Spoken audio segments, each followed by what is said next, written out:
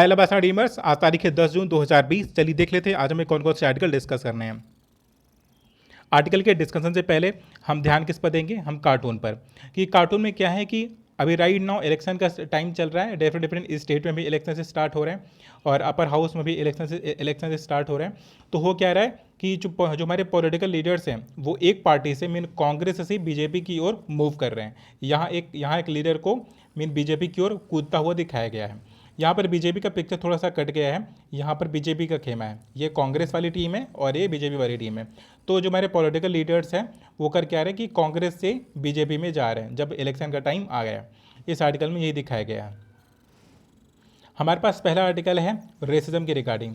कहते हैं कि रेसिज्म का इतिहास बहुत पुराना है। 16वीं सेंचुरी में अमेरिका में इस प्रकार ब्लैक और वाइट के बीच में मीन एक प्रकार का कॉन्फ्लिक्ट की नींव रखी गई थी 16वीं सेंचुरी में। होता क्या था कि हमारा जो अमेरिका है अभी आज के डेट में अमेरिका दो हिस्सों में बटा हुआ है, नॉर्थ अमेरिका और साउथ अमेरिका। तो 16वीं सेंचुरी के टाइम पीरियड में अमेरिका में स्लेवरी बहुत ही ज़्यादा प्रचलन में थी। तो वहाँ पर होता है क्या है कि अमेरिका स्वतंत्र हो जाता है। तो अमेरिका के फ्रीडम के स्ट्रगल के बाद भी 1865 तक वहाँ क्या था, स्लेवरी एबॉलिश नहीं हुई थी। लेकिन 1865 में बहुत से विरोध होते हैं, बहुत से आंदोलन होता है और बेसिकली नॉर्थ अमेरिका और साउथ अमेरिका के बीच में कॉन्फ्लिक्ट इसी बात पर रेज हो जाता है कि वहाँ पर स्लेवरी को एबॉलिश किया जाए या ना किया जाए। तो स्लेवरी के रिगार्डिंग जो नॉर्थ अमेरिका था वो क्या था कि स्लेवरी के अगेंस्ट में था। साउथ अमेरिका क्या था, स्लेवरी के उसमें था, फेवर में था।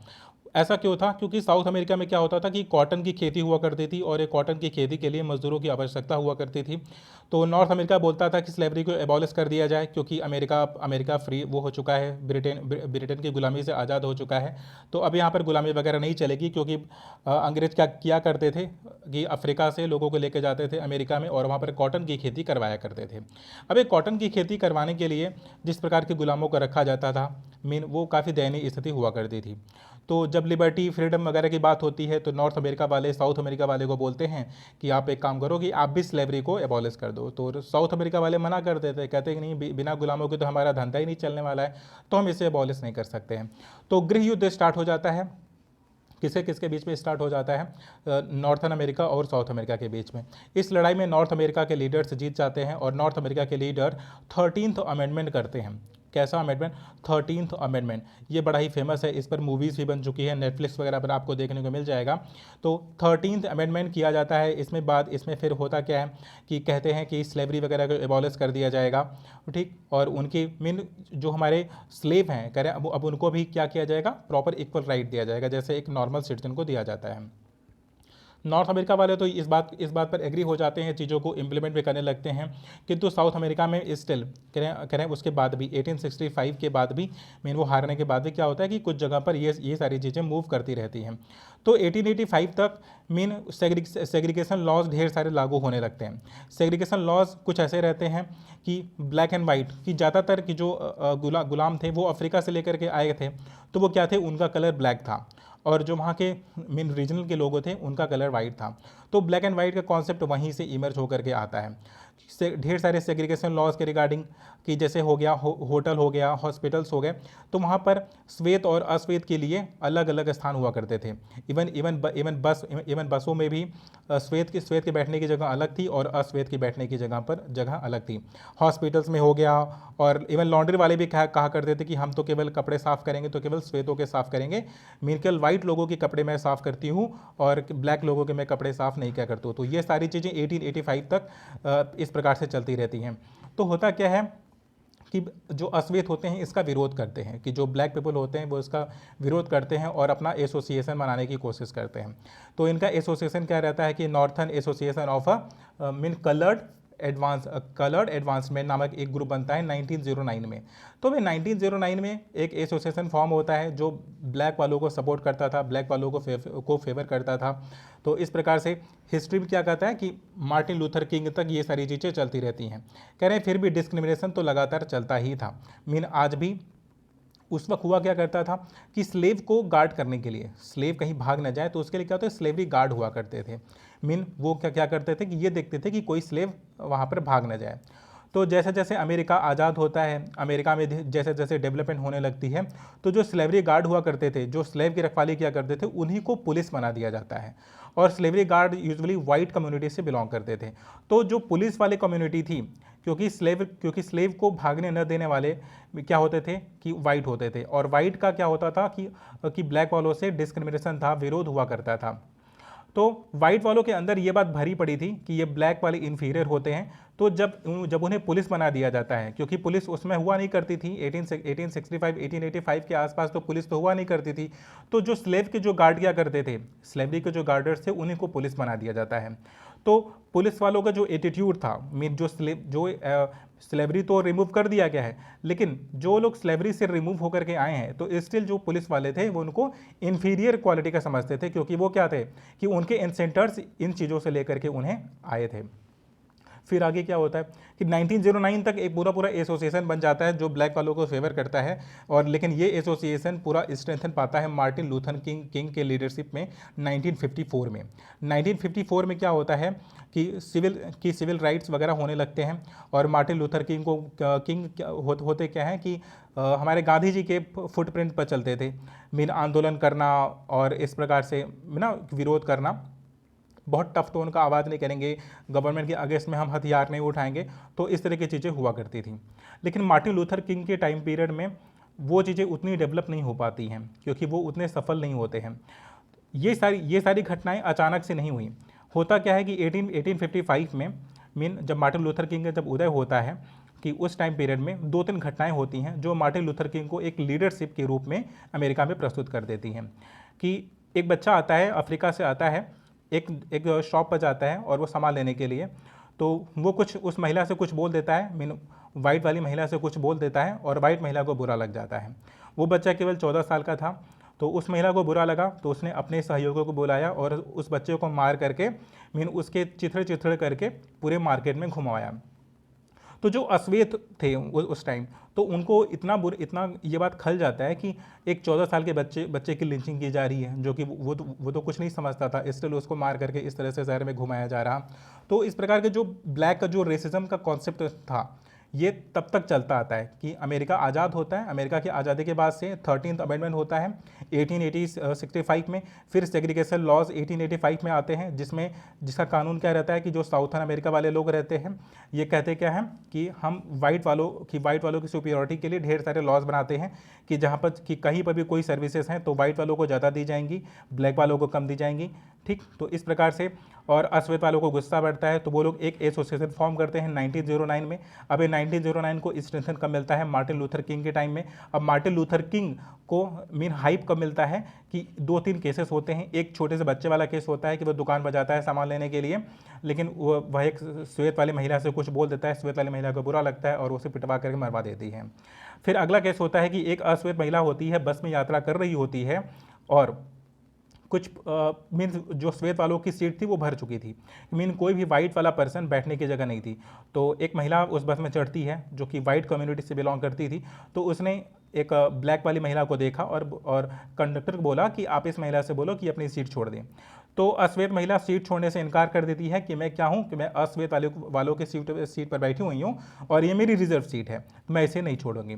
बट होता क्या है कि वो ज़बरदस्ती उसे उतार दिया जाता है और उसे गिरफ्तार करके उसे मरवा दिया जाता है। तो ये 2 इंसिडेंट थे। एक तीसरा इंसिडेंट और हुआ था 1991 में। क्या हुआ था कि एक अश्वेत था कि वो बाइक बहुत तेज़ी से चला रहा था, बाइक की राइडिंग बहुत तेज़ी से कर रहा था। तो होता क्या, पुलिस वाले उसको पकड़ते हैं, बोलते हैं कि अपना लाइसेंस दिखाओ, और जैसे ही वो लाइसेंस दिखाने के लिए अपने पॉकेट में हाथ डालता है, तो पुलिस वाले क्या करते हैं, उसे शूट कर देते हैं और क्लेम क्या करते हैं कि ये गन निकालने वाला था।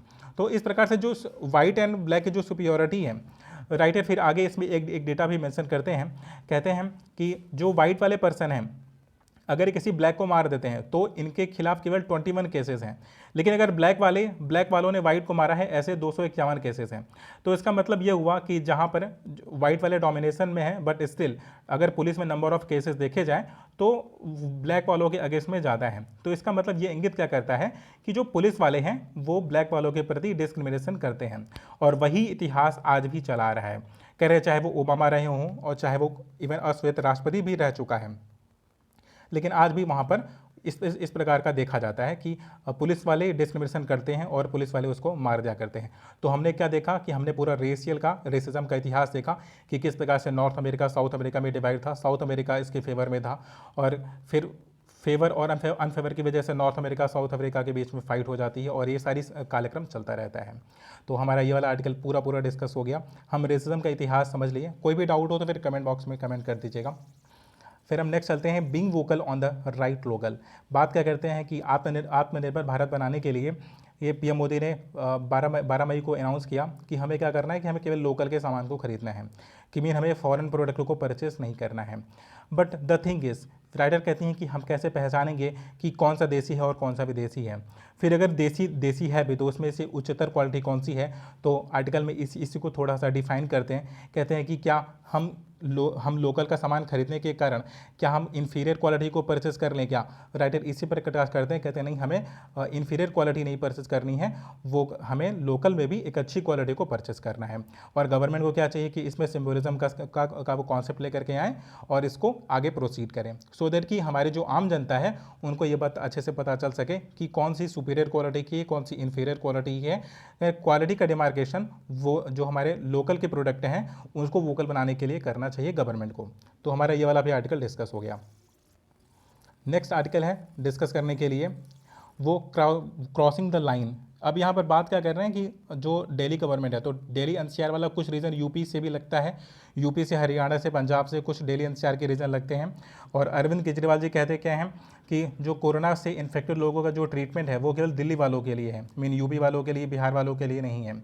तो अनिल बैजल जी का बोलना है कि नहीं, ऐसा कुछ नहीं है। कह रहे हैं वो दिल्ली वालों के लिए, कह रहे दिल्ली में सभी का इलाज होगा और दिल्ली पूरे भारत की राजधानी है।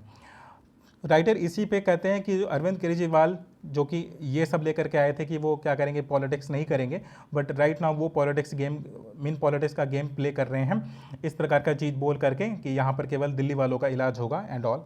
फिर उसमें एक कुछ डेटा भी मेंशन किया हुआ है कि कितने हज़ार केसेस और कितना ज़्यादा नंबर ऑफ टेस्टिंग होने लगी है। पहले 3000 था, फिर 5000 था, फिर 7000 था। वो एग्ज़ाम के पॉइंट ऑफ व्यू से उतना रेलिवेंट नहीं है, तो हम उसको डिस्कस नहीं करेंगे। नेक्स्ट आर्टिकल हमारे पास जो डिस्कस करने के लिए है वो रिगार्डिंग द है फ्लैटनिंग द क्लाइमेट कर्व। अब यहाँ पर एनिमल और ह्यूमन के बीच में जो कॉन्फ्लिक्ट हुआ था, बेसिकली एक इसमें स्टोरी को थोड़ा ये फीमेल एलिफेंट का भी रेफरेंस देते हैं। कहते हैं कि जो किसानों को इल्ज़ाम ठहराया जा रहा है कि उन्होंने फीमेल एलिफेंट को मार दिया है, और एक जो नाशपाती थी, अनानास था, कह रहे उसमें क्या था कि विस्फोटक भर करके उसको खिला दिया जाता है। बट फार्मर्स का कहना है कि ये तो हमने जंगली सूअरों के लिए रखा हुआ था, वो हथनी आकर के खा लेती हैं। और फिर राइटर कहते हैं कि इस प्रकार का एनिमल और ह्यूमन के बीच में जो कॉन्फ्लिक्ट रन कर रहा है, कह रहे हैं कि गवर्नमेंट का इंटरफेयर इसमें नहीं है, और इसके पीछे एक क्लाइमेट कर्व हम नहीं कर पाने का भी एक कारण है। फिर राइटर इसमें कुछ इतिहास के कुछ पन्नों को खंगाड़ते हैं। कहते हैं कि जब पृथ्वी बनी थी, कह रहे तब हुआ क्या था कि केवल 80 पार्ट्स पर मिलियन कार्बन डाइऑक्साइड एग्जिस्ट क्या करता था वॉल्यूम में। बट धीरे धीरे होता है कि 200 पार्ट्स पर मिलियन कार्बन डाइऑक्साइड हो जाता है। लेकिन जब से इंडस्ट्रियलाइजेशन स्टार्ट हुआ है, तब से जो कार्बन का फुटप्रिंट है, मीन कार्बन की डेंसिटी एनवायरनमेंट में वो बढ़ जाती है। वो 300 से 350, 400, इसमें तो 480 पार्ट्स पर मिलियन हो चुकी है। कि मीन इंडस्ट्रियलाइजेशन के पहले तक क्या था कि क्लाइमेट कर्व थोड़ा बढ़ता था, मीन धरती गर्म होती थी, फिर ठंडी होती थी, फिर गर्म होती थी, फिर ठंडी होती थी, इस प्रकार का साइकिल चला करता था। लेकिन जब से हुआ क्या कि इस प्रकार से कार्बन वगैरह का मीन डेवलप होने लगता है और पेड़ों को काट दिया जाता है, तो उसके कई रिपरकशन हमें देखने को मिल जाते हैं। कह रहे इन्वायरमेंट को तो लॉस हो ही रहा है और एनिमल और ह्यूमन के बीच में कॉन्फ्लिक्ट भी स्टार्ट हो गया है। तो इन सारी चीज़ों की जड़ को बताते हैं, कहते हैं कि अगर हम क्लाइमेट को हम कंट्रोल कर पाते तो हम एनिमल और ह्यूमन के बीच के कॉन्फ्लिक्ट को भी हम कम कर पाएंगे, और फर्दर हम जो कार्बन डाइऑक्साइड का इमिशन है और जो डेंसिटी है, हम इसे भी रिमूव कर पाएंगे, जो कि ह्यूमनिटी के लिए बहुत बेहतर होगा।